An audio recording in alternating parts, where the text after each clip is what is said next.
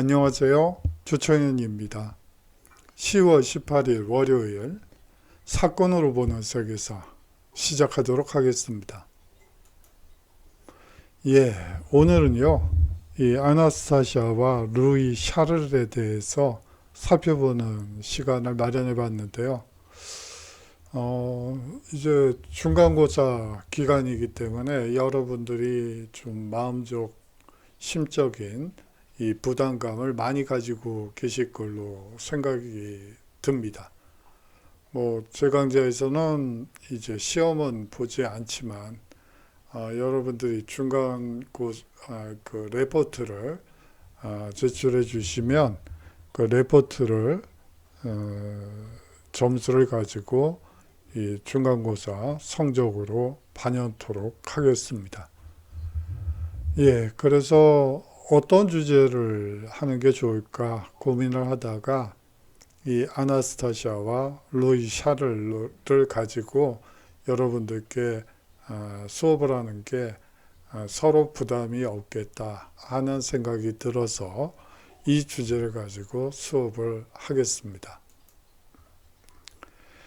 오늘 강의는요, 이 부르봉 왕가와 로마노프 왕가의 최후에 대해서 살펴보고요. 또 그 다음에 이 가짜 아나스타샤와 가짜 루이 샤를이 등장하게 됩니다.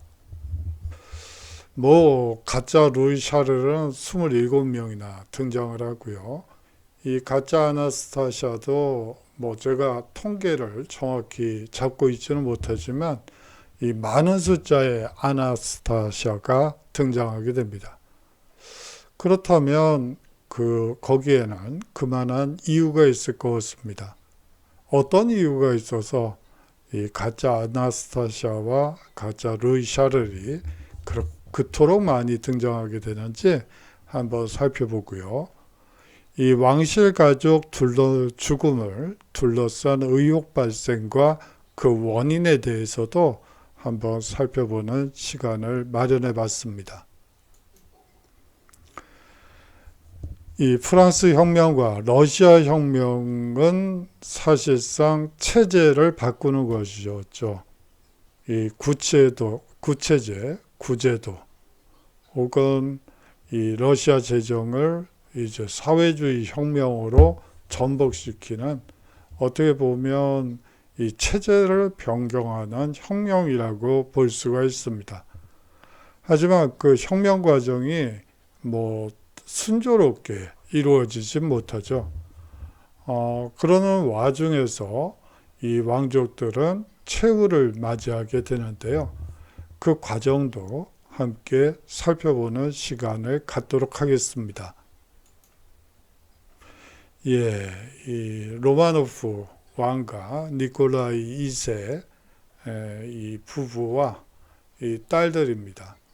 4명의 딸이 있고요. 막내 아들로 이제 황태자가 한 명 있습니다. 니콜라이 2세는 먼저 죽음을 맞이하게 되고요. 나머지 일가들은 그 다음에 이 총살된 것으로 보입니다만, 그것이 진짜냐 가짜냐를 두고도 많은 이야기들이 설왕설래하고 있죠. 러시아 혁명정부의 발표문부터 시작해야 할 것 같습니다. 1918년 7월 말, 이 황제 니콜라이 로마노프가 이 헤아릴 수 없는 사악한 죄를 범했으므로 사형에 처한다는 보도자료를 발표하게 됩니다. 이 일가족을 모두 몰살한 것이 아니고 황후와 황태자, 황녀들은 비밀 장소로 옮겨졌다고 이 보도를 하게 되죠. 사실상 로마노프 황실과 혈연으로 맺어져 있던 서유럽의 왕실들에게 큰 충격을 안기게 됩니다. 이 니콜라이 2세의 부인은 이 프로이센 이 공주 출신이고요. 그 밖에도 사실상 영국의 조지 5세의 경우에는 이 니콜라이 2세와 사촌지간입니다. 이런 식으로 해서 사실상 이 서유럽의 왕실 혈연관계로 묶여있던 서유럽의 왕실에게 큰 충격을 안기게 되죠. 볼셰비키는요, 처형과 관련한 니콜라이 2세 처형과 관련한 보도를 계속 정정합니다.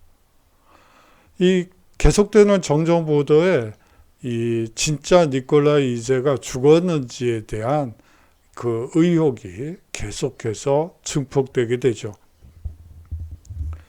1917년 봄 니콜라이 2세는 이 러시아 혁명으로 황위에서 쫓겨나고 황후와 5명의 자녀들은 이 볼셰비키 군에 의해 페테르부르크 교회 짜르코 예셀로 궁에 유폐되게 됩니다.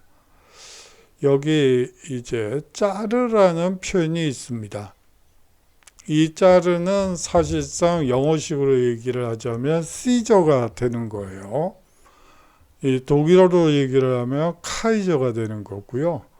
여러 가지 이 언어권에 따라서 불리는 바는 다 다르지만 짜르, 카이저, 시저, 카이사르 뭐 여러 가지로 불리지만 사실상 지칭하는 거는 똑같죠. 시저입니다. 그렇기 때문에 여러분들이 뭐 짜르, 뭐 카이저, 시저, 뭐 카이사르 이런 말이 나왔을 때 사실상 동일한 사람을 뜻한다고 여러분들이 생각하면 되죠. 뭐 그러한 것들이 한두 가지가 아니죠. 뭐 예를 들어 샤를마뉴 대제다. 그러면 영어권에서는 찰스 대제라고 얘기를 하고요. 그 다음에 불어권에서는 샤를 이 대제라고 얘기를 하고, 이 독일어권에서는 카를로스는 스페인이고요. 에스파냐고 칼 대제라고 순간적으로 좀 잊어버렸네요. 칼 대제라고 얘기를 합니다. 그렇기 때문에 어떤 개설서나 소개서를 읽을 때 항상 이 칼, 샤를러 뭐라고 이 지칭이 되더라도 그거는 사실상 동일인이라고 생각하시면 됩니다. 뒤에 대제가 붙으면 뭐 무조건 같은 사람이라고 생각하셔도 무방합니다. 사실상 이 각국마다 이 한 사람을 부르는 이름이 서로 다르기 때문에 생기는 현상이죠. 이 짜르라는 단어가 눈에 띄어서 여러분들께 한번 말씀을 드려봤어요. 1917년 8월 이 황제 일가는 시베리아의 토벌스크로 옮겨지게 됩니다. 이곳은 백군이 황제를 구원할 수 없는 아주 외딴 곳이었죠. 1918년 여기서 다시 이 우랄 산맥 인근의 에카테린부르크라는 마을에 있는 오두막으로 인송되게 됩니다. 이 에카테린부르크라는 이 도시 자체가 모두 볼셰비키 지지자들로서 이 황제 일가에 심한 적대감을 갖고 있었죠. 왕당파들의 황제 구출 작전이 실패로 돌아가게 됩니다. 바로 이 시기 1918년, 17년에서 18년은 볼셰비키 혁명이 성공한 뒤에 이제 백군과 적군 사이에 즉 황제파와 이제 볼셰비키 간의 내전이 벌어지게 되는 그 순간입니다. 그렇기 때문에 왕당파들은 황제를 구출하기 위해서 황제 일가를 구출하기 위해서 사실상 에카테린부르크라는 마을로 이제 쳐들어가려고 하는 그 순간이었죠. 그런데 이 1918년 7월 19일 밤에 이 무서운 뉴스가 전파되기 시작합니다. 러시아 혁명정부는 로마노프 황실 가족 전원이 총살되었다고 발표한 것이죠. 총살 명령은 모스크바로부터 내려왔으며 유로프스키의 이 지휘로 총살령이 집행되었다는 보도 내용이었습니다. 아울러 이 유로프스키가 이 제1탄을 쏘았다는 것이었죠. 이 니콜라이 2세와 그 일가가 이제 수용소로 들어가기 전에 찍은 사진입니다.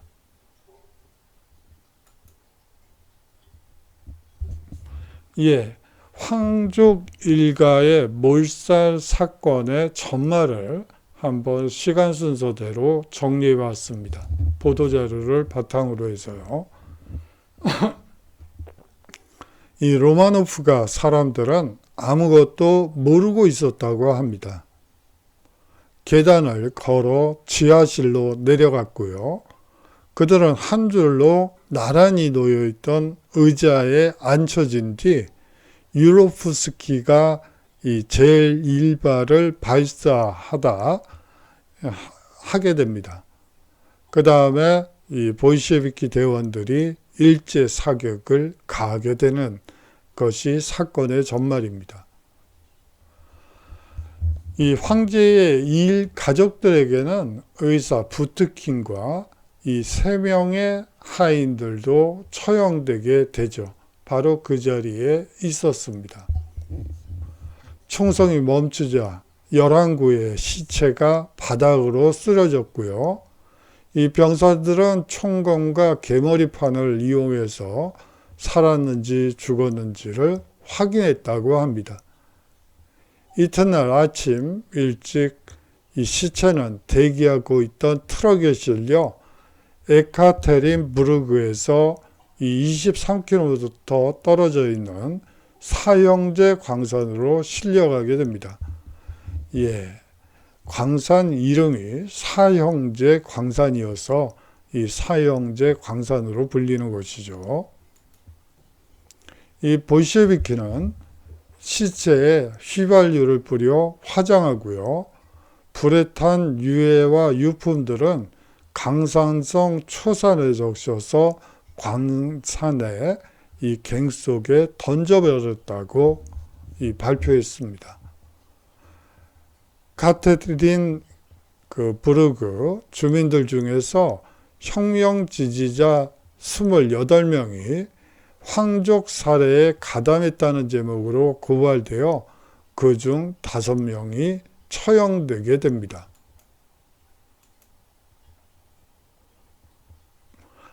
제가 여기서 한 부분을 제가 빠뜨렸네요. 사실상 이 총살령이 집행된 그 3일 후에 이 에카테린부르크는 사실상 이제 백군의 수중으로 넘어가게 됩니다. 이제 백군들이 들어오게 되면서 이 볼셰비키가 강했던 주민들에 대한 이 사실상 처형이 아주 범람했는데, 그 중에서 특히 이 황족 살해와 관련이 있다고 판단된 28명이 이 고발되어서 그중 5명이 이제 총살형을 당하게 되는 것이죠. 세레게이 황태자고요. 나머지는 이 공주들입니다. 그런데요, 이 광산의 괭 속에서 회수된 것이라고는 치아, 안경, 재로 변한 옷까지 몇 조각 정도였습니다. 이 중에 이 치아와 안경은 후에 의사 보트킨의 이 소지품으로 판명됐고요. 옷 조각들은 하인들이 입던 옷으로 판명되었죠. 사실 볼셰비키는 황제가 무사히 소련을 떠나 망명할 수 있도록 독일과 밀약을 맺고 있었던 중이었기 때문에 볼셰비키가 과연 황제를 총살시키고 그 일가족을 몰살시켰는가 라는 의구심이 계속해서 제기되고 있는 것이 사실입니다. 아울러 황제를 망명시키면 서방 측으로부터 이 러시아 혁명정부에 대한 국제적 승인도 받을 수 있던 상황이었어요. 그렇기 때문에 과연 볼셰비키 혁명정부가 과연 황제를 비롯한 그 일가족을 총살시켰을까라는 의구심을 계속해서 사람들이 갖게 되는 것이죠.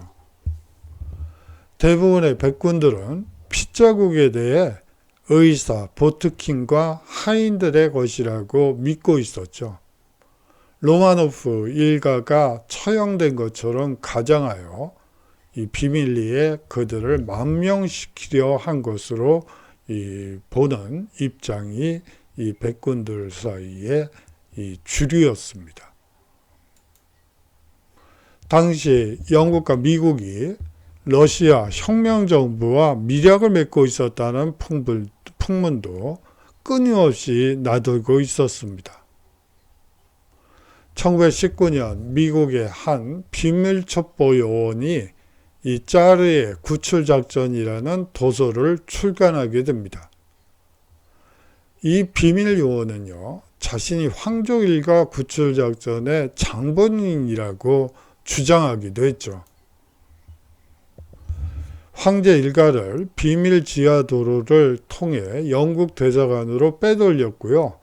이후 황제 일가는 볼셰비키 지배하에 러시아에서 증발되어 국외로 빠져나가 최종적으로 티베트로 망명했다고 주장하기도 합니다. 누가요? 바로 이 짜르의 구출작전이라는 책을 발간한 비밀 요원의 주장이기도 합니다. 그런데 이 이상한 사건들이 계속해서 벌어지게 됩니다.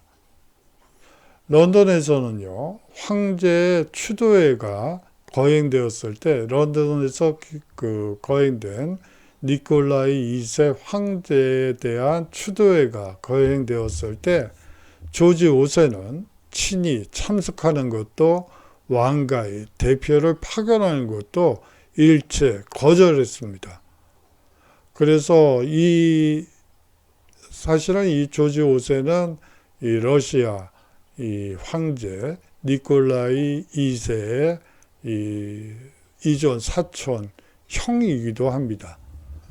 그렇기 때문에 당연히 이 파견을 본인이 가든 아니면 황실 대표를 보내든 가서 이 추도를 하는 것이 맞는데 그렇게 하지 않은 이유가 바로 그 미국의 비밀 요원이 추진했던 이 영국 대사관으로 피신시킨 뒤 런던으로 이 니콜라이 2세와 이 로마노프 가가 모두 비밀 망명을 했기 때문에 거절한 것이 아닌가라는 억측이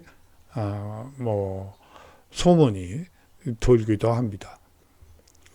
이 미국 국무성은요, 이 로마노프 일가에 대한 오픈 파일을 사실상 유지하고 있죠. 이 오픈 파일이라는 것은 항목을 추가할 수 있는 서류 처리입니다. 만약 추가할 내용이 있을 경우 보통 이제 종결된 사건에 대해서는 폐쇄 파일이라고 하죠. 사실상 거기에는 항목을 추가할 수도 없고 서류 처리 더 늘어날 일도 없는 그런 파일인데 이 로마노프 일가에 대한 파일들만큼은 이 오픈 파일을 유지하고 있습니다. 아나스타샤와 이 세르게이 황태자의 어렸을 적 모습입니다. 그런데 이 폴란드 출신 스파이의 이 주장이 또 등장하게 됩니다. 1961년 폴란드 스파이 미하일 골레니예프스키가 이 미국으로 망명하게 됩니다. 그는 이렇게 얘기를 했죠. 나는 황제의 아들 알렉세이다 라고요. 3년 후 뉴욕에서 결혼식을 올리는데요. 이 2명의 여성이 참석했다고 합니다. 이 황제의 딸들의 이름인 올가, 첫째 딸이죠. 그리고 타티아나라는 이름으로 이 서명하게 됩니다. 이 타티아나는 셋째 딸이고요. 니콜라이 2세. 이 폴란드 스파이의 주장에 따르면요. 나는 러시아 황위 계승권자다. 공산주의를 혐오하기 때문에 소련의 스파이 약 200명을 미국 정부를 위해 적발했다. 라고 선언하기도 합니다.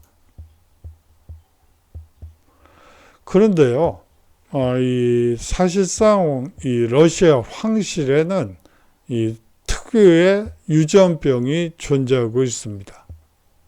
이 알렉세이는 로마노프 집안의 유전병인 이 혈우병을 앓고 있었는데요. 이 골레니예프스키는 이 혈우병 환자가 아니었던 것이죠.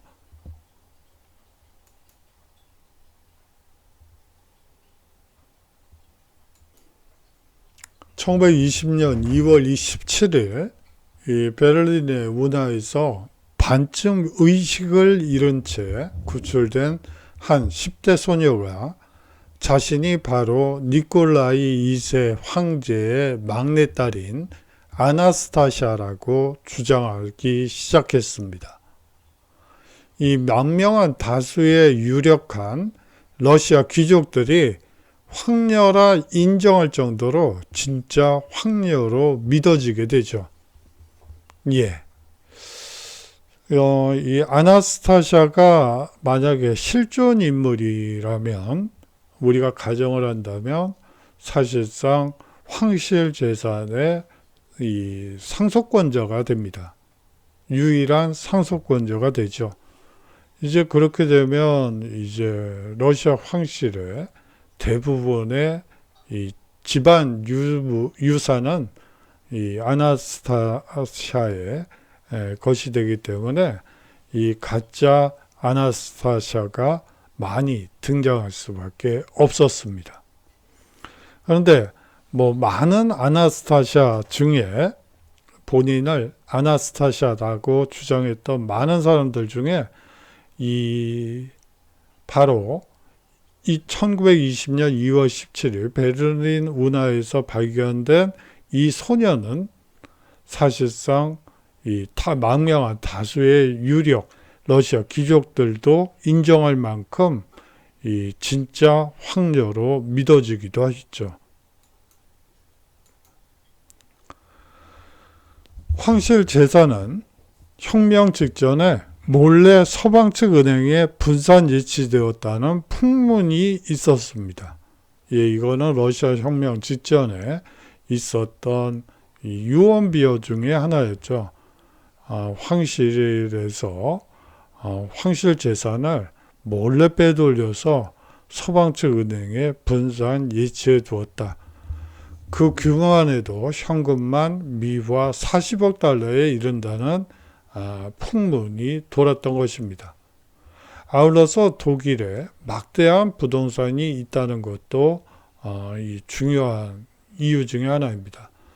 이 독일의 막대한 부동산을 갖게 된 배경에는 이 니콜라이 2세의 부인이 프로이센의 공주였기 때문에 사실상 독일에 막대한 부동산을 가지고 있을 수밖에 없죠. 결국 누군가 이 황실의 이 공주다 혹은 황태자다 라는 사실이 밝혀지면 이 모든 재산이 사실상 그 사람에게 돌아갈 수밖에 없는 구조입니다. 예, 아나스타샤 사진 중에 어렸을 때 사진이 있어서 한번 가지고 와봤어요. 이 베를린 운하에서 구조된 소녀는 안나 차이코프스키라는 이름으로 된 증명서를 소지하고 있었습니다. 병원 후송 후 이 정신을 차린 그녀는 자기가 아나스타샤라고 주장했죠. 처형을 모면한 사정을 자세히 설명했다고 합니다. 지하실로 끌려간 뒤 총알을 맞고 기절했다가 정신을 차려보니 남자 2명과 여자 2명이 끄는 진마차 속에 숨겨져 있었다는 것이었죠. 2명의 남자는 볼셰비키의 병사들로서 이름이 차이코프스키라는 형제였습니다. 이름이 아니라 성이 차이코프스키죠. 그들은 처형에 가담하지 않았다고 주장합니다. 형제들은 아나스타샤가 죽은 것으로 간주되어 지하실 바닥에 방치되어 있었으며 자신들이 시체를 이 지하실에서 끄집어내다가 소녀가 아직 숨을 쉬고 있음을 발견했다는 것이었습니다. 형제는 소녀를 몰래 소련 국외로 빼돌리기로 결심했다는 진술을 하고 있습니다. 진주 목걸이와 드레스에 몰래 숨겨둔 이 에나멜 원석을 처분해서 도주자금을 마련했고요. 간신히 루마니아의 수도인 부쿠레슈티에 도착한 세 사람은 차이코프스키 이 친척집에서 지내게 됩니다. 이 아나스타샤는 형제 가운데 형과 결혼하여 아이를 갖기도 했죠. 얼마 후 남편은 노상에서 볼셰비키 첩자에게 탈출자임이 발각되어 암살됐고요. 아나스타샤는 시리와 절망에 빠지고 아이는 누군가 데려갔다고 합니다. 예, 개인적으로 상당히 불행한 거라고 볼 수가 있죠. 아버지 니콜라이 2세는 총살을 당하고 어머니를 포함한 누나와 남동생이 모두 총살형을 당하는 것을 직접 봤고, 이 남편마저도 노상에서 이 볼셰비키 첩자에게 탈출자임이 발각되어 암살되는 등 사실 한 개인으로서 따지고 보자면 이처럼 불행한 일도 없었을 것으로 보여요. 거기다가 아이는 이 누군가가 또 데려갔고요. 이러한 상황에서 사실상 이 개인적인 시리가 이 절망감이 어땠을 것이라는 것은 여러분들이 미루어 짐작하실 수 있을 걸로 생각이 듭니다.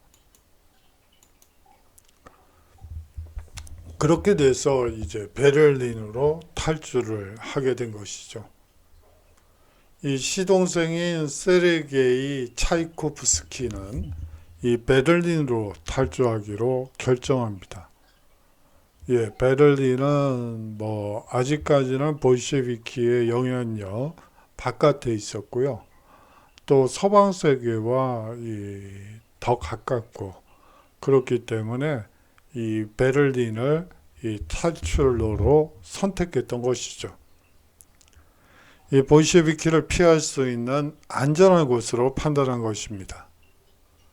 이 베를린에 도착한 뒤 세르게이는 행방을 감추게 됩니다. 행방을 감췄다고 해요. 그래서 이 아나스타샤는 절망에 빠진 나머지 자살을 결심하게 되고요. 예, 그렇겠죠. 자식도 죽고 남편도 죽고 형제 자매도 모두 죽고 뭐 부모님도 없고요. 뭐 이런 상황에서 혼자임으로 이 세상을 살아가기 힘들고 또 극도의 이 절망감과 공포감이 이제 그녀를 배회하게 되면서 뭐 자살을 결심할 수도 있을 것 같습니다.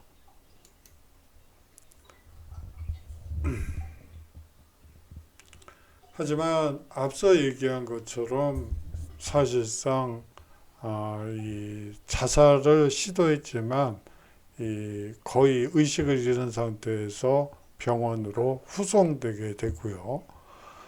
그 후 10년간 계속해서 이 공주로서의 자격 회복과 황실 재산의 상속권을 주장하며 황제 지지자들과도 접촉을 계속하게 됩니다.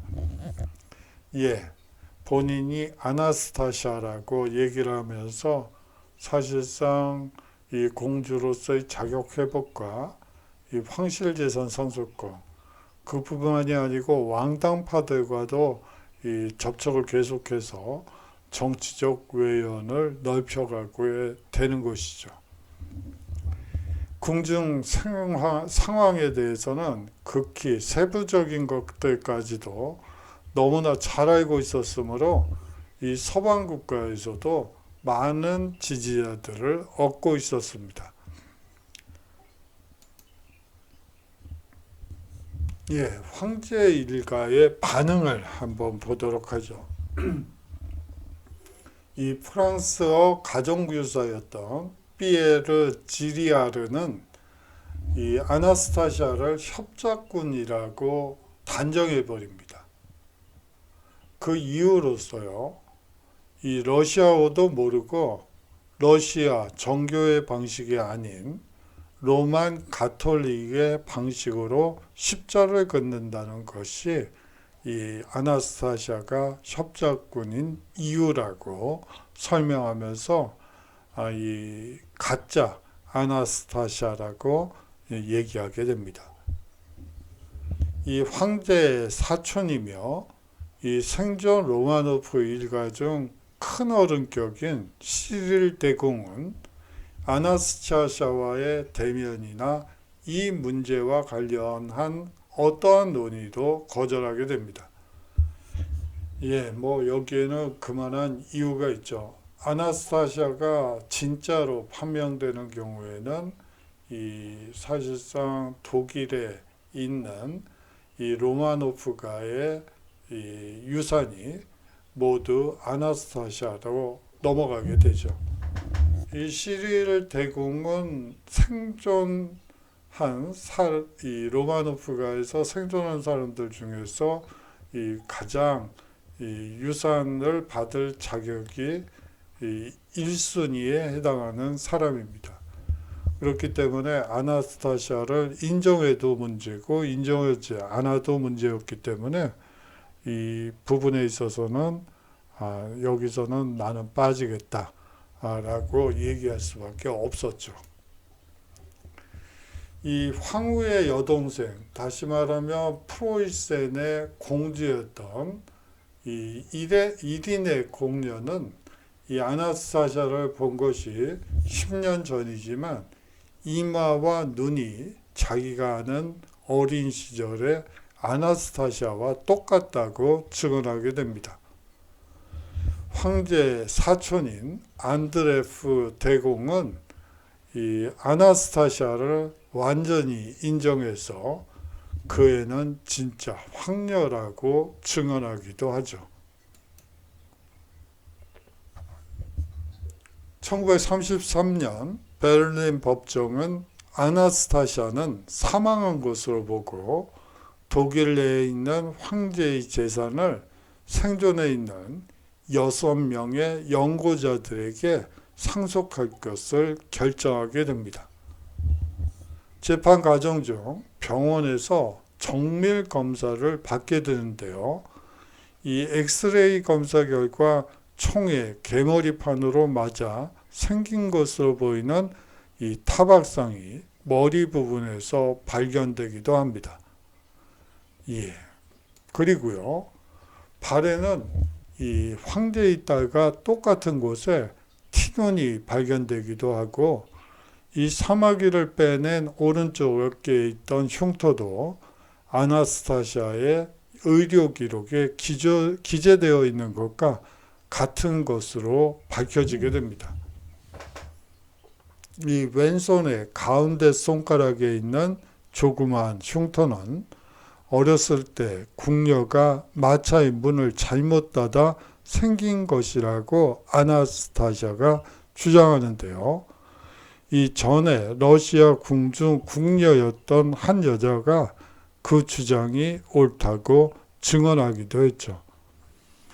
이러한 정황 증거상 사실상 아나스타시아일 가능성이 상당히 높음에도 불구하고 이 독일 법정은 사실상 이 아나스타시아 차이코프스키의 손을 들어준 것이 아니고 그것은 가짜라고 얘기를 하면서 이 6명의 그 로마노프가 유산 상속자를 결정하게 된 것이죠. 그렇기 때문에 이 재심을 신청하게 됩니다. 1938년 아나스타시아의 변호사들은 이 1933년 그 판결문에 대한 재심을 신청하게 됩니다. 2차 세계대전 발발로 법정은 심의를 하지 못하게 되죠.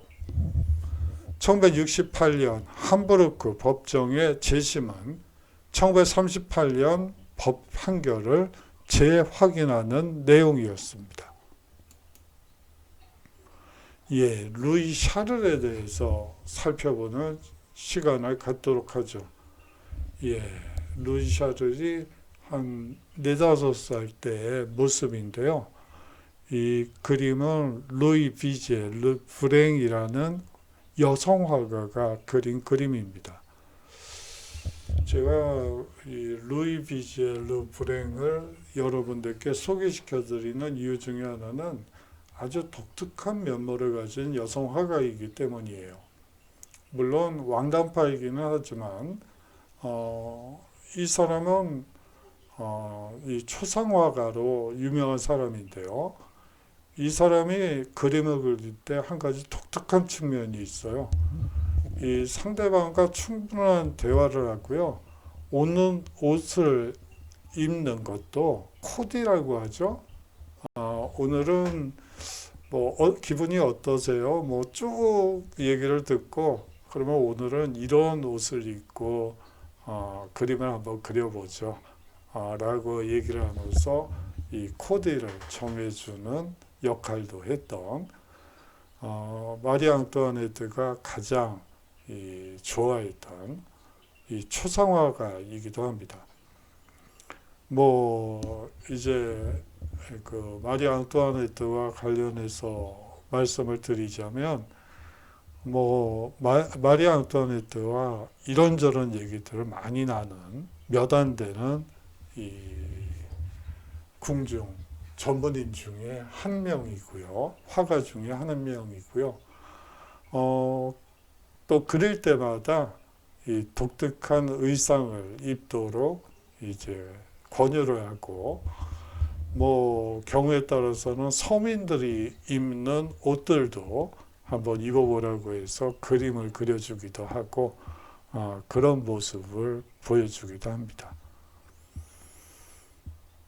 예, 약간 좀 옆으로 샜네요. 이 루이 샤를의 죽음에 대한 의혹부터 한번 살펴보도록 하죠. 이 루이 16세와 마리 앙뚜아네트가 1794년에 처형되었을 때 이 루이 샤를은 투옥되어 이 혁명 정부의 조치를 기다리고 있었습니다. 17개월 후 그가 10살의 나이로 사망했다고 혁명정부는 발표하게 되죠. 시체를 검시한 5명의 의사들은 황체자가 틀림없다고 증언하게 됩니다. 이 5명의 검시관 중 생전에 황태자를 본 사람은 한 사람도 없었습니다. 이 같은 감옥에 투옥되어 있던 누나는 시체 검시 과정에 참여하지 못하게 되죠. 장례식 때 나이 어린 아이의 간이 너무 크다고 이상하게 여기는 사람이 많았을 정도로 관의 크기가 비이상적으로 컸다고 합니다. 이 루이 16세 앞으로 왔어요. 뭐 여기서 설명을 드리는 게 맞을 것 같아서 앞으로 좀 왔습니다. 이 루이 16세와 사실은 로베스피에르는 이 구명 관계였어요. 이 사실상 이 루이 16세가 이 황태자 시절에 왕세자 시절에 이 로베스피에르가 다니고 있던 이 루이 르 그랑이라는 이 프랑스 고등학교가 있습니다. 지금은 고등학교인데 사실 대학이라고 봐야 뭐 고등학교죠. 그 고등학교에서 수석 졸업을 하게 돼요. 로베스피에르가 이 워낙 명문고이기 때문에 이 황태자인 이 루이 16세가 그때는 루이 16세는 아니고 이 왕세자죠. 이 왕세자가 직접 가서 친히 가서 이제 로베스피에르에게 1등상을 수여하게 됩니다. 이 로베스피에르는 그때 감명을 이 일기장에 적어 놓게 되죠. 이제 곧 왕이 될 왕세자에게서 이 1등상을 받고 너무 감격에 빠진 나머지 루이 16세를 위해서 이 한 몫을 바치겠다고 맹세까지 하게 되는 이 글을 쓰게 되죠. 근데 뭐 사람 인연이라는 게 뭐 악연도 있고 뭐 좋은 인연도 있고 그렇습니다만 그 인연이 뭐 단두대로 이 루이 16세가 가게 되면서 이제 끝나게 되죠. 뭐 꼭 끝났다고 볼 수는 없겠네요. 로베스피에르도 뭐 단두대로 가게 되니까요.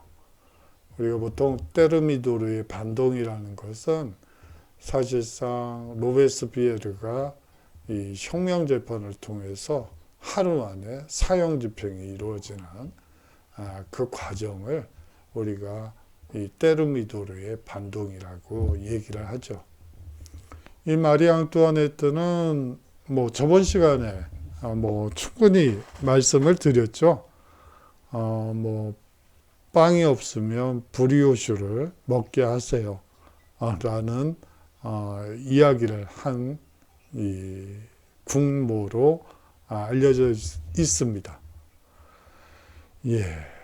이 루이 16세와 관련해서는 또 한 가지 더 추가해야 할 내용이 있네요. 이 루이 16세는 사실은 정치를 좀 뭐 무능했다고 얘기하는 사람이 있는데 제가 봤을 때는 뭐 무능한 왕은 아니었어요. 사실 정치적으로 이 협상가이기도 하죠. 이 의회에서 갈등이 생겼을 때 뭐 중재할 줄도 알고 뭐 또 백성들이 또 이 세금을 너무 많이 내게 되니까 이 귀족과 면세 특권을 가진 귀족과 성직자 계급을 이 대표자들을 모아놓고 뭐 임시세를 거두려고 노력하기도 해보고요.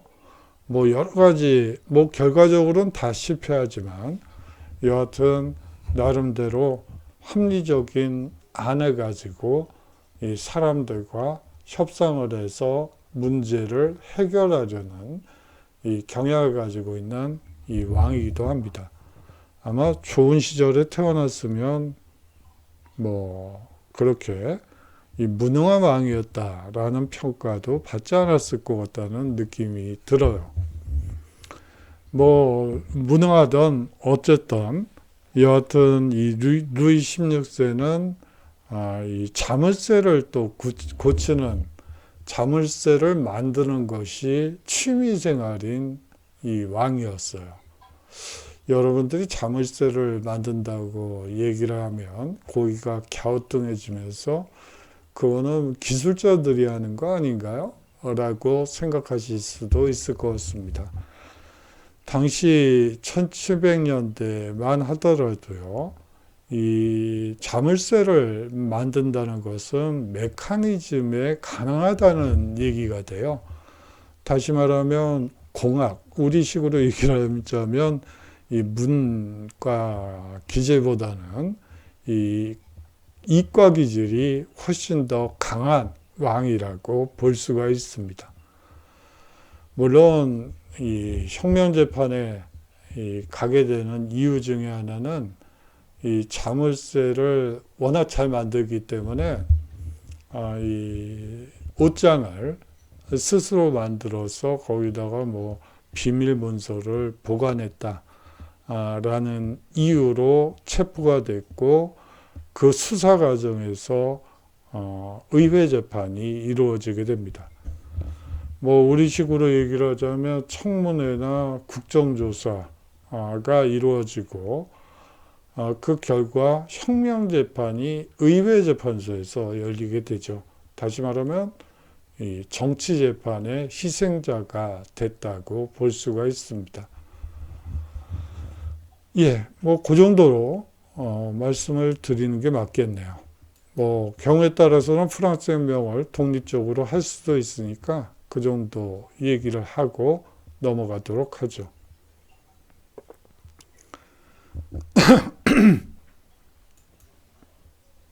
예, 바꿔치기에 대한 얘기가 있는데요.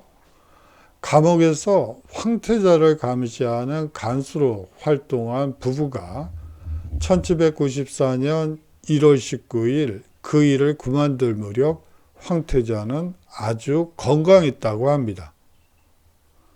그런데 약 7개월 후 폴 바라스 장군이 감옥으로 황태자를 찾았을 때 만난 소녀는 중병에 걸려 있었다고 하죠. 예, 루이 샤를이 땅볼 감옥에 갇혀 있을 때의 이 그림입니다. 화가 와서 그린 그림이죠.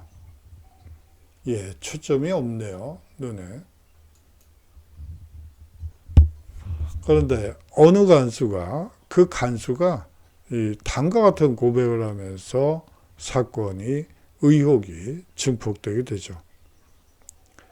당시 간수를 지낸 한 여인이 수감된 황태자의 건강이 급변한 사정을 20년 후 고백하게 됩니다.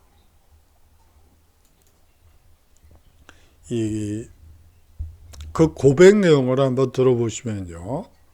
간호 수녀들에게 자기와 남편이 다른 소년을 옥중으로 데려왔는데 직장을 떠나는 날 그 소년과 황태자를 바꿔치기 했다고 주장하면서 우리 황태자님은 돌아가시지 않았어요 라고 말했다고 합니다.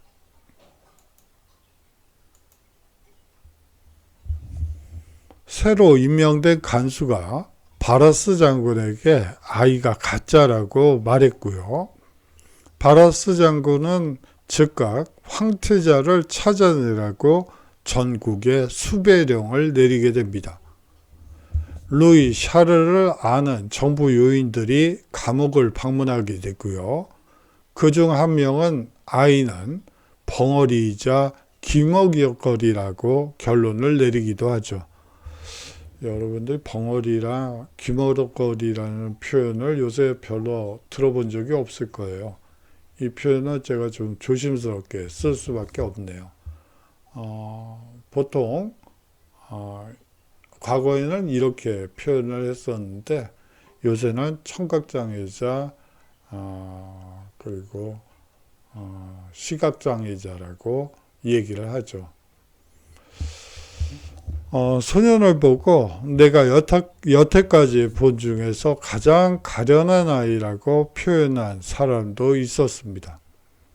예, 황태자를 알고 있는 사람들이 이 황태자에 대해서 묘사했다기보다는 어떤 이상한 애가 황태자를 대신해서 거기에 갇혀 있다고 증언한 것과 다름 아니다 라고 볼 수가 있겠죠. 예, 이 루이 샤를의 유골함입니다.